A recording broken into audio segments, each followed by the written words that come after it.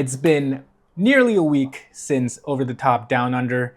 Things have sort of simmered down. We're back in Singapore preparing for Singapore Open in November, but just wanted to do this video to take a look back at some of my matches, specifically on the right hand, and sort of give an after action review, seeing how things might have gone better, might have gone worse, I don't know.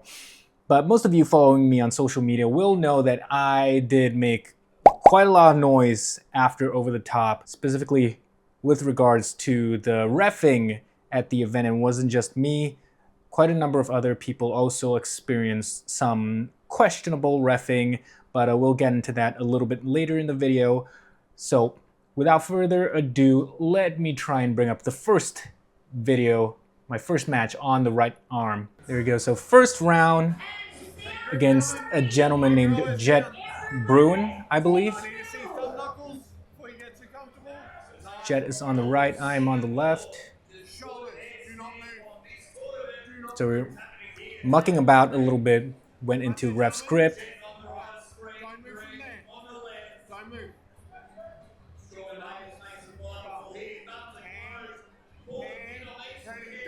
And I tried to top roll him, but he got the earlier start, climbed above, and I just had to bail out with a sort of flop wrist press right there. Not the smoothest slip, but got the job done. And getting the strap on.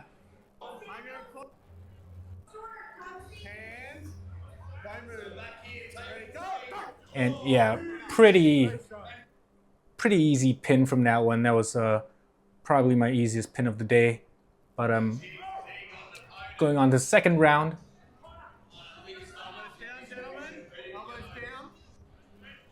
And this dude over here is looking like he's setting up for a press or a hook kind of move. I did not notice that in the moment while I was in the competition with him. Was completely expecting a top roll. And yeah, again, going straight to referee's grip, you're seeing the strictness, the quote-unquote strictness of the refereeing at this event. Really no nonsense. Almost every round with me went to ref's grip. And oh, some movement over there. But oh, apparently no foul. Yeah, going for his press sort of movement. I was just loading back and went to the strap. So yeah, what I was doing there was just like static back pressure. As he went, I just kept that back pressure and he had to bail out underneath.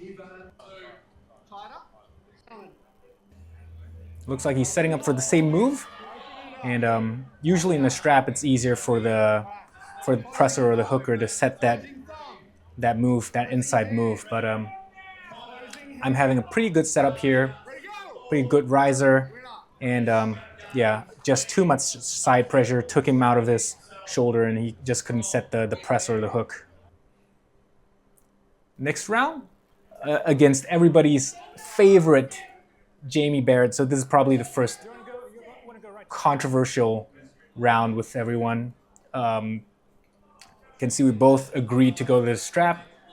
Reason we're waiting over here is because Jamie asked the ref if we could like switch sides or who was supposed to be on which side, and they swapped sides for us. So I'm telling the ref, just get the strap as tight as possible. I'm someone who loves having a tight strap just so I can engage my back pressure a little bit better. You can see Jamie's rising up right here. Ref is trying to get both our elbows down.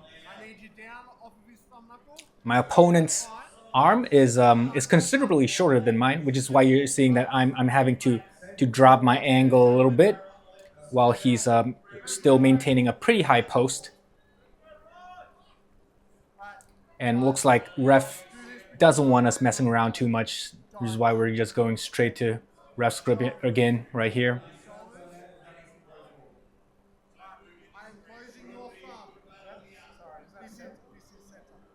So yeah, they're just trying to set us center this way, left and right, not just back and forth, but left and right, peg to peg as well. And you can see this is the part where things started to get a bit iffy for me. Referee, to show the thumb knuckles, he was pulling my fingers down like that. I'm gonna go back a little bit, show that again. Pulling it down even more. And at that point in time, I was practically holding on to my opponent's wrist. I did not have my thumb capped at all, and managed to hold on a little while.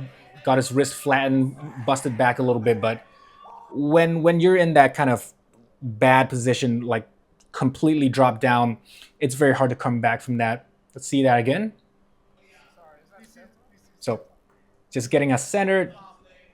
I was fine. I felt completely fine here because it was still straight. Then he pulled it down a little bit. The first time he pulled down, I was pretty okay. Then he pulled down a second time, pulled down a third time as he went to wrap. That was probably the first mistake I made. So probably what I should have done going back into this is I should have just done something, raised my elbow, just pull the ref's hand off, tell him to restart it or something, because that was an absolutely terrible, terrible ref grip for me. Setting my wrist down like that, pulling it down, 1, 2, cranking it down 3 times, not capping my thumb like I wanted.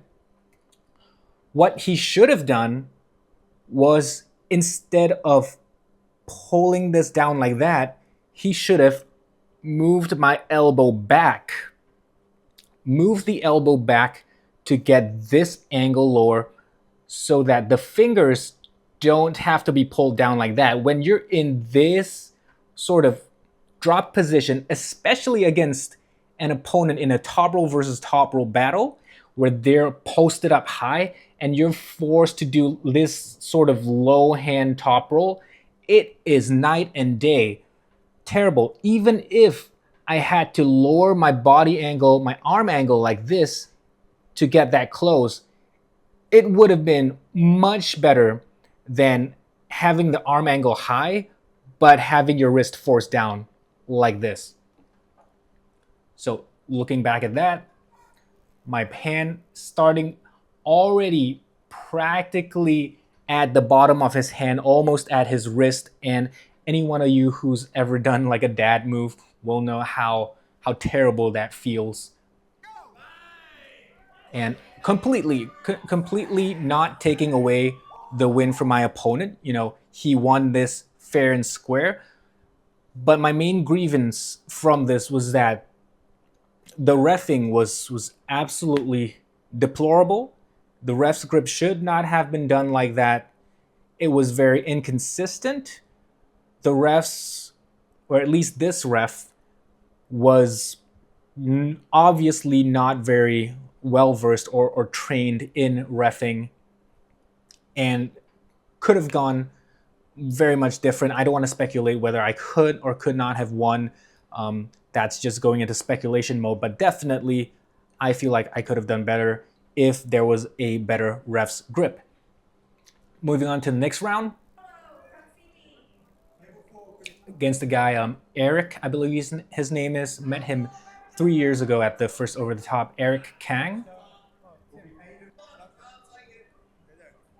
And Eric's a solid guy, really strong, really solid at the setup. And yeah, both seconds and seconds, he managed to get the go on me and brought it to the winning side, but I sort of tried to roll out of that, and we got the slip. Now getting the strap. See, in this round compared to the previous one, I have my knuckle straight right up and much more access to power, having this riser engaged rather than having it dumped down. Next one against Jacob Johnston. I believe he is usually a 90 kilo puller, but he dropped down to the 80 kilo class for this one. And correct me if I'm wrong. He might be the general secretary of Australian arm wrestling. I think I heard this somewhere in the last year or so. And Jacob's more well known for his left arm. He has won like state titles, maybe even like got some national level medals on the left arm. Right is not his dominant arm, but he's still pretty good in the right arm. Especially seeing as how he's gotten this far in the tournament, about like 5 matches in. So, but I know that Jacob didn't have a pretty tough match right before this. I told this to him a bunch of times. Like I feel like he could have done much better against me if he did not have that rough match. But going back again, just seeing what happened, he was setting up to go for sort of a carved in press or a hook. I was just going straight post. He could not handle the back pressure and just had to bail out. But unfortunately, got an elbow foul as I was posting up, and he lifted up his elbow. Going into ref script here again, no mucking about. Closing both our thumbs. You see, look at the angles. Very different from how I had the previous ref script. And very unfortunate that Jacob was, I think it was slightly carving in and foul. Absolutely gut wrenching. Did not want the match to end like this at all. Ending any match on fouls is a terrible feeling. Both guys don't want it. You don't get to have the satisfaction of actually trying your best and showing what you've got. Whether win or lose, at that point it's immaterial. Both guys want to win in a clean fashion.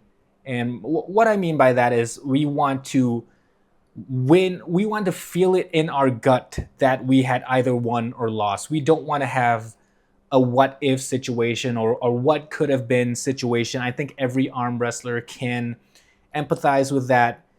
Even if you've won with a foul, it doesn't feel nearly as good. In fact, it feels terrible most of the times, as it did for me right there. I really wanted to have gone back and done it over with Jacob.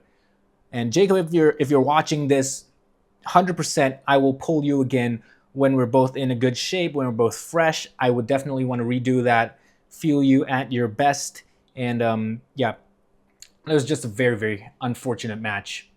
Next up is my match against good pal SK. So SK is one of the strongest, one of the top 80 kilo guys right now in the state and also in the country. And a bit of backstory about me and SK. He was in fact the one who knocked me out the last time in 2022 when I was at the first over the top. And what a twist of fate that we would be meeting again in this competition. So right now, this is our first go. SK sort of holding on to my thumb. I'm rising. I'm getting the height on him, and I think he feels that. So he just goes straight side, trying to get the slip, and yeah, go to strap. I offered to go straight to strap with him, but maybe he felt like he could have done something outside, maybe wear me out or something. But yeah. So right here, I believe we're going to ref script or something. No, not ref script yet. This is our first normal start. So I have my angle slightly lower than SK. He has a shorter arm than me, but still I have my riser engaged. And you can see I was about to go to the side when my side pressure was, I guess, a little bit too much for him, and it pushed him off the side of the pad. So one elbow foul on SK. But at that point, I was feeling very comfortable, knowing that he could not get the center table against me, because that's usually my weakness against a lot of people. I don't have that center table side pressure power. I usually rely on my back pressure to sort of take the match back from the losing position. But me being able to match SK, who is known for having a lot of side pressure, that was a very comforting thing for me. And now we're going straight into the ref's grip. And this is where, everything went wrong. All the disaster. It was probably the saddest match, the most regrettable match that I had in the whole competition. Right there, got my first foul. I want you guys to watch that back again. See if you can spot the foul. You saw what happened when I was breathing in over there getting ready, and that was the foul. That was completely unthought of. But okay, it was the first foul. I did not try and protest or fight that because I thought, okay, I still, in my mind, I still felt extremely confident of beating SK. So I did not try to complain about that at all. Now you're seeing second foul. My goodness. Same thing, and that was a foul. Terrible. Just like that, robbed of what potentially could have been a good match at least. Again, not saying that I would have won, but I'm saying that I was robbed of the opportunity to have what could have potentially been a really good pull. In the match, you could see both me and my opponent, we were both ready to go. Neither of us was complaining. Hands was still in the center of the table. No advantage gained, no cupping or anything. It was just very minor, like body movements, maybe the shoulder lifting up from breathing or something like that. Nothing that could have impacted the result of the match at all. And that opportunity was taken away from us. I talked to my opponent afterwards. He didn't feel particularly good about that as well. And yeah, not taking the win away from him at all. He won fair and square again, but definitely a lot of things have to change about the reffing at Australia. And very thankful specifically to Phil Rasmussen and Tom Uglesia, who were the co-organizers, head referee of the event. After I was airing my grievances after the event, they personally reached out to me.